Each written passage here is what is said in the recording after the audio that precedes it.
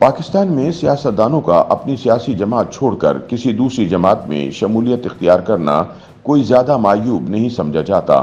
یہی وجہ ہے کہ ہر مرتبہ عام انتخابات سے قبل جوڑ توڑ شروع ہو جاتا ہے۔ بعض رہنما پارٹی چھوڑنے کے باعث ہیرو سے زیرو ہو جاتے ہیں، جبکہ بعض کسی جماعت میں شامل ہونے سے زیرو سے ہیرو بن جاتے ہیں۔ اپنی سیاسی جماعت چھوڑ کر کسی دوسری جماعت میں شمولیت اختیار کرنے کا رواج 2011 کے بعد سے زیادہ دیکھنے میں آیا، جب مختلف سیاسی رہنما اپنی جماعتوں کو چھوڑ کر پاکستان تحریک انصاف میں شامل ہوئے۔ تاہم بعض رہنما ایسے بھی تھے جنہوں نے اپنی نئی پارٹی بنائی یا آزاد ہو گئے، تاہم وہ ہیرو سے زیرو ہو گئے۔ پاکستان مسلم لیگ نون کی سینئر ترین اور پارٹی کے سینئر قیادت میں شامل چودھری نثار علی 1985 سے 2013 تک رکن قومی اسمبلی منتخب ہوتے رہے۔ 2018 میں چودھری نثار علی خان نے مسلم لیگ نون کے ٹکٹ پر انتخابات میں حصہ نہیں لیا تھا اور ان کا کہنا تھا کہ وہ بھی پارٹی میں اتنے ہی سینئر ہیں جتنے نواز شریف ہیں، جبکہ مریم نواز کے سامنے آ کر پارٹی چلانے پر بھی ان کو اعتراض تھا۔ 2018 میں چودھری نثار علی رکن قومی اسمبلی تو منتخب نہ ہو سکے، مگر پنجاب اسمبلی کی سیٹ انہوں نے جیت لی، تاہم انہوں نے اپنے عہدے کا حلف تک نہ لیا۔ عام انتخابات 2024 میں بھی چودھری نثار نے آزاد حیثیت سے انتخاب لڑا، تاہم اس مرتبہ بھی وہ کامیاب نہ ہو سکے۔ خیبر پختونخوا سے تعلق رکھنے والے سینئر سیاستدان اور ماضی میں کئی حلقوں سے اپنے قریبی عزیزوں کو الیکشن میں کامیاب کرانے والے پرویز خٹک نے 2013 کے انتخابات سے قبل پاکستان تحریک انصاف میں شمولیت اختیار کی اور 2013 سے 2018 تک وزیر اعلیٰ خیبر پختونخوا رہے، جس کے بعد 2018 میں رکن قومی اسمبلی منتخب ہونے کے بعد انہیں وزیر دفاع کا قلمدان سونپ دیا گیا۔ سال 2023 میں پرویز خٹک نے پاکستان تحریک انصاف کو چھوڑ کر نئی سیاسی جماعت پاکستان تحریک انصاف پارلیمنٹیرینز کا قیام کیا۔ تاہم عام انتخابات 2024 میں وہ رہنما جس کے 5 سے 7 رشتہ دار رکن قومی اسمبلی اور صوبائی اسمبلی منتخب ہوتے تھے، وہ اپنی نشست بھی ہار گیا اور اس سب کے باعث انہوں نے سیاست سے کنارہ کشی اختیار کر لی۔ پاکستان میں ویسے تو بہت سے سیاستدان امیر ہوں گے، تاہم جب کبھی خرچ کرنے کی بات کی جاتی ہے تو جہانگیر ترین کا نام سر فہرست ہوتا ہے۔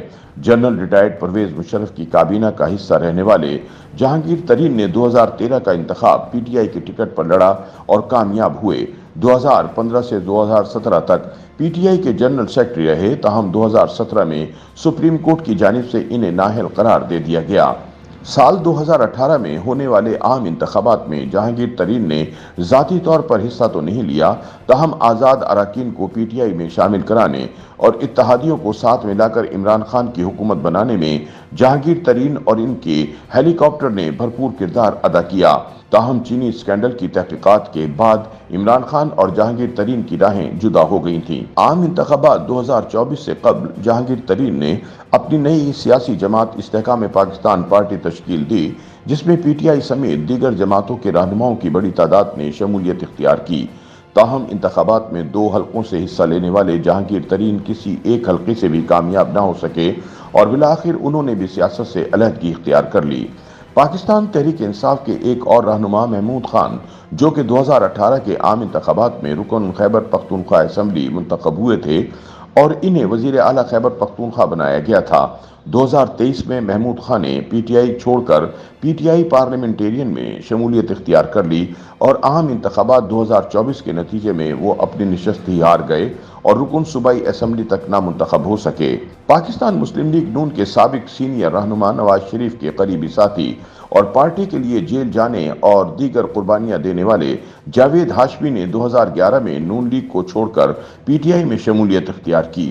2013 کے انتخابات میں پی ٹی آئی کے ٹکٹ پر کامیاب ہوئے، تاہم 2014 میں پی ٹی آئی چھوڑ دی اور کچھ عرصے بعد پھر سے نون لیگ میں شمولیت اختیار کر لی۔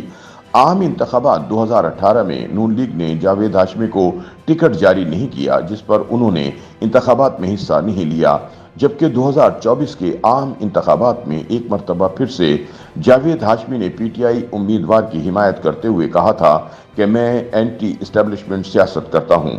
2018 میں اسٹیبلشمنٹ پی ٹی آئی کے ساتھ اور نون لیگ کے مخالف تھی اور اب 2024 میں نون لیگ کے ساتھ اور پی ٹی آئی کی مخالف ہو گئی ہے۔